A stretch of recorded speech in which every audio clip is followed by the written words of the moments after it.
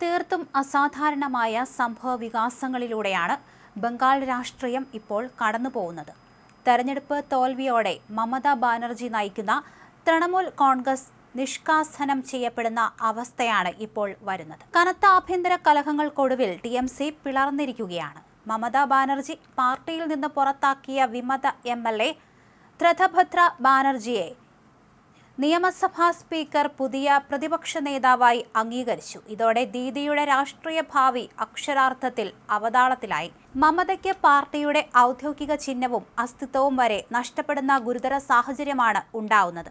തങ്ങളാണ് യഥാർത്ഥ തൃണമൂൽ കോൺഗ്രസ് എന്ന അവകാശവാദവുമായി 58 MLA-മാരുടെ പിന്തുണയോടെയാണ് വിമതർ രംഗത്തെത്തിയിരിക്കുന്നത്.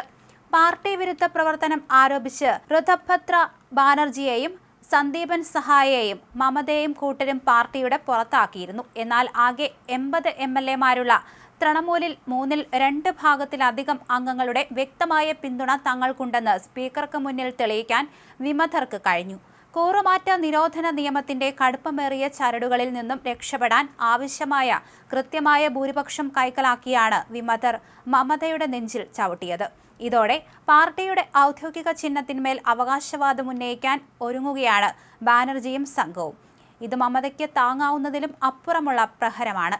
കഴിഞ്ഞ ഞായറാഴ്ച സ്ഥിതിഗതികൾ ശാന്തമാക്കാൻ മമതാ ബാനർജി തന്റെ സ്വന്തം വസതിയിൽ അടിയന്തരമായി വിളിച്ചു ചേർത്ത സുപ്രധാന യോഗത്തിൽ പങ്കെടുത്തത് വെറും 20 MLA-മാർ മാത്രമായിരുന്നു. അന്ന് രാത്രിയോടെ തന്നെ വിമതപക്ഷത്തേക്ക് 30-ലധികം MLA-മാർ ഒഴുകിയെത്തിയതായാണ് റിപ്പോർട്ടുകൾ. മമതയെ തറപറ്റിക്കാൻ MLA-മാരെ ഒന്നിച്ച് അണിനിരത്തി നടത്തിയ ഈ ഓപ്പറേഷൻ പെട്ടെന്നുണ്ടായതല്ലെന്നും മറിച്ച് ദീർഘനാളായി അണിയറയിൽ കൃത്യമായി ആസൂത്രണം ചെയ്ത മാസ്റ്റർ പ്ലാൻ ആണെന്നുമാണ് രാഷ്ട്രീയ നിരീക്ഷകർ വിലയിരുത്തുന്നത്. BJP-യോടൊപ്പം ചേർന്ന് ഇതിനു പിന്നിൽ പ്രവർത്തിച്ച് മമതയുടെ കാലനായി മാറിയത് ബാനർജി എന്ന വിമത തൃണമൂൽ നേതാവാണ്. ഇപ്പോൾ അയാൾ ബംഗാൾ പ്രതിപക്ഷ നേതാവായി മാറിയിരിക്കുകയാണ്. CPM പുറത്താക്കിയപ്പോൾ TMC-യിലെത്തി. ഇപ്പോൾ മമതയെ കടപുഴക്കിയ അസാധാരണമായ കഥയാണ് ഇദ്ദേഹത്തിൻ്റേത്. തൃണമൂലിൽ എത്തും മുമ്പ് CPM-ന്റെ തീപ്പൊരി നേതാവായിരുന്നു ത്രഥഭദ്ര.